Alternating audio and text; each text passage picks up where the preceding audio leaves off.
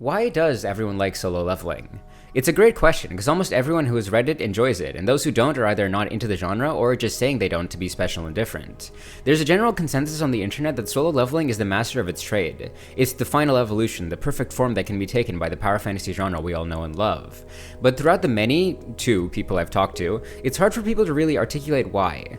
I can look at so many other series and say, oh, that story is really good, and then most of the time I can expand on the reasons why the story is really good. But there isn't really anything agreed upon for Solo Leveling.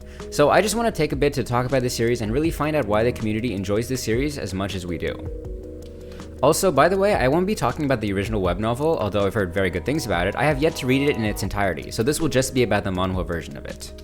So for those of you who have somehow never read Solo Leveling, I'll just explain the plot to you as briefly as possible. And if you're not interested in this, just skip to the time I'm listing on screen. So Sung Jin-woo is a hunter, a person who has received powers and abilities reaching far beyond the span of a normal human. In return for the chance at fortune that comes from being a hunter, these people have to venture into these things called gates, which have sprung up out of nowhere around the world. Inside of these gates lay monsters of many different varieties, all centered around a single boss monster who, when defeated, allows for the gate to be closed. However, if the boss remains undefeated, the gate will break open, allowing for the monsters inside to spring forth and ravage humanity as they please. These hunters, gates, and monsters are all graded on a scale like a tier list, with them being assigned a letter from A to E, with S rank being the highest out of all of them.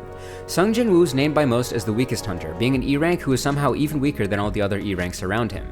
But despite this, he still finds the courage to venture into those gates to earn money for his family, which is relying on him.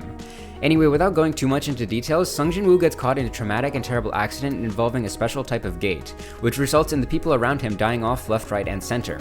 However, when this so-called weakest hunter sacrifices himself to give his teammates a chance to survive, he's brought back to life and given the ability to use the system, which is basically an entity that allows for Sung Jin-woo to continuously grow stronger, with much of the system being formatted around the stylisms of a video game. Alright, finally that's done, so let's talk about why this series works so well in Solo Leveling. So first off, it's impossible to talk about this series without talking about the art, and how absolutely breathtaking it is. Even from the very start of the series, almost every single panel is overflowing with color and depth, and a sense of scale that's rarely ever captured in other series. You really get the sense in a lot of scenes that our main character, Sung Jin-woo, is one man against the world, which gets highlighted amazingly by the outlandish proportions of all those that he fights. Each attack and ability used by all the characters and monsters is visually distinct. They're almost all recognizable and help you immediately understand what's going on in each individual panel. From the deep purple and blue mixed with black that make up Sung Jin-woo's undead army, to the glimmering orange flames used by other characters in the series, the insane and dynamic fights never feel like noise. They're always understandable and clean. And the art only gets better the further into the series you go. Even though the panels near the start can leave you amazed, some of the later spreads genuinely take your breath away. And something that complements that is the character design. From even the most mundane one-off enemies to long-standing characters in the series, almost every single design is special and unique. It's impossible to mistake anyone for each other, and even if you forget some of the characters' names, as I often do, you can still recognize everyone equally.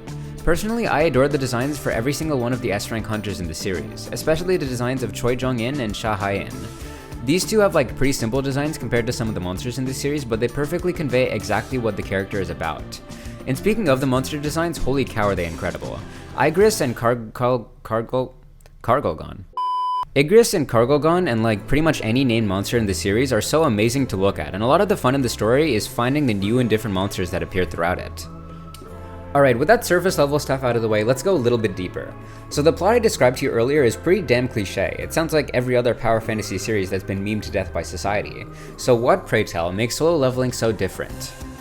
So I think one of the biggest reasons that Solo Leveling thrived even with its slightly basic story for its time is because of the pacing. In the modern age of manhwa, there are so many different series, so many of them with the exact same premise as each other, and most of these manhwa, to try and make a name for themselves, go through the route of rushing the reader through the story, making things happen at such a fast rate that you can't even comprehend how mid the story is. Because that's one of the only ways to ensure that somebody will keep reading it. It's just to shove the plot down their throat continuously with no build-up in the slightest. But back before the industry became as cutthroat and competitive as it is now, series could take their time getting to their climax. They had the ability to give the story and the reader some room to breathe, and I think that's one of the main reasons Solo Leveling succeeded. Solo Leveling has a modern story with the pacing of a series from a time long gone. It has the classic power fantasy tale of a weakling becoming infinitely stronger than anyone around him, but because of the time it was released in and because of the amazing art that was able to captivate readers, the story was able to take its time and slowly build up the story and characters. Even though Sung Jin-woo has attained the power of the system, and even though it takes him like a single chapter for him to go from this to this, he still takes time to grow and train himself up. You can see him improve boss by boss, and even though you never truly believe that he's going to lose, it's still all about the journey and watching him climb to the top. On top of that, Sung Jin-woo's goal for a lot of the story is to hide his powers, not show them off to the world, which makes the story feel more natural than if he was just rushing to flex his new powers on everyone he meets. Of course, he gets to that point later in the story where he finally reveals himself and what he's capable of, but that moment feels earned as it only comes much later in the story. And speaking of much later in the story, Solo Leveling isn't just a one-trick pony. It also has a genuinely epic story that starts to kick in later on. And for those of you who haven't read the series to this point, I won't spoil it for you, but I do want to talk about what this does for the series as a whole.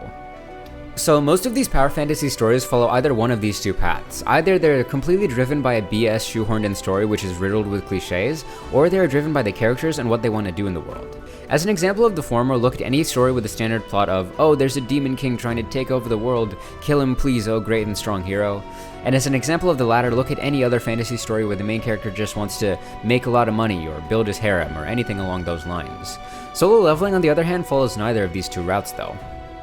Well, kind of. At the start of the story, the plot is almost entirely character-driven. It's all about Sung Jin-woo's quest to become stronger.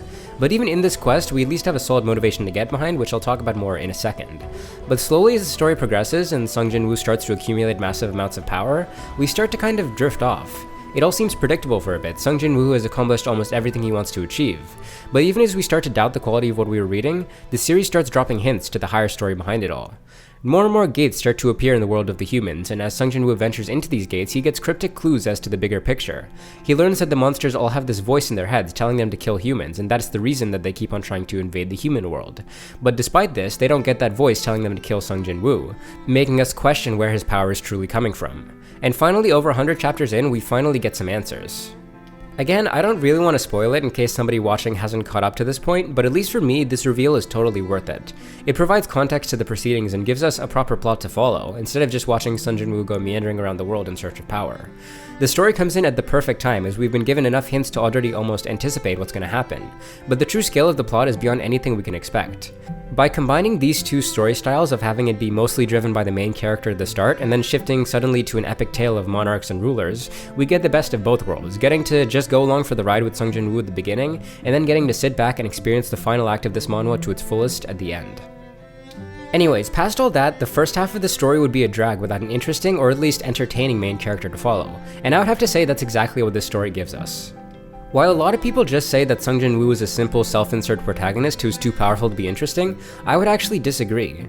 At the start of the story, we were actually presented with a really compelling setup for a character. Lots of people know that Sung Jin-woo is considered the weakest hunter, but not many acknowledge the fact that despite this, he is still there every single raid, trying his best for his family. Despite all the sneers and name-calling behind his back, he still persists because he has to. And even though he knows deep down that he isn't built for this life, he is too much riding on his success to give up anytime soon. And that's when he finds himself in the double dungeon. While all the others so-called strong hunters are cowering in fear, Sung Jin-woo is the only one who sees through the puzzle presented by the gate, leading a small group to survival. But despite that, he is still abandoned because of his weakness. Even though he, out of everyone in the dungeon, possibly deserved to live the most, he is left behind and betrayed, forced to sacrifice himself to the cold hands of death just to give his former friends the chance to get out unharmed. That's why when he comes to, he is so focused on strength. He seeks out every single possible avenue to become stronger than he currently is, because that's the only way for him to be able to protect those around him, and to stop himself from being let down again. We see this get affirmed at every single turn. The people around him only care about him when he is strong. He's only able to gain respect out of fear and domination, and he still gets betrayed once more by others who think of him as weak. But this time he has the power to prove them all wrong. One of my favorite details in the story comes at the start, when Sung Jin-woo is grinding to level up and become stronger. When he is fighting some bosses near the start of his journey, he feels fear and doubts whether he can beat a boss as strong as the one in front of him. But then he recalls the double dungeon, the place where he and so many others experienced true fear, and that's what gives him the motivation to push forward and beat these enemies that the old him could only dream of beating. These character traits that he exhibits start to deteriorate over time as the focus of the story shifts more and more to the world around him rather than Sung Jin-woo's quest for strength. But this aspect of our main character is really enjoyable at the start of the story and serves to set it apart from other series of this type. Real quick, if I had to say my one problem with Solo Leveling, it would be with the other characters around Sung Jin-woo. There are a bunch of interesting characters around our main character, which I would have enjoyed to see a lot more of than we actually do. But Solo Leveling doesn't really touch on many characters outside of their interactions with the main character. Outside of scenes that are either going to have something to do with Sung Jin-woo in the immediate future, or ones that serve to build up the overarching plot, the other characters don't get too much screen time on their own. It's not that big of a deal because the other characters are never really the focus, and most of the story is set in Sung Jin-woo's own perspective, but it's still a bit unfortunate as I really enjoyed a lot of the side characters that come into the story, but we never really see much of their lives outside of their interactions with the main character. Anyways, I think I've ranted enough. Solo leveling is a phenomena that has taken over the manhwa world by storm, even spreading out of that sphere into the mainstream anime and manga sections of the internet. Even with all of the reasons that I just mentioned, everyone will have their own reasoning for loving solo leveling, and their own ways of expressing that love. But even if most people aren't able to vocalize what they think about the series, that just goes to show how unknowable this series is. It instills almost everyone who reads it with a huge feeling of excitement and exhilaration, and even if some people may disregard it as simple power fantasy trash, it feels like something way more than that simple tagline would make you think. Yo, thank you guys for watching and hope you enjoyed. I'm gonna try something new now actually. So according to the numbers, 2% of you guys are currently subscribed to my channel. So if you're part of the 98% of people who are watching and aren't subscribed, consider doing so. It really means a lot to me. Anyways, hope you guys enjoyed and I'll see you guys next week. Bye.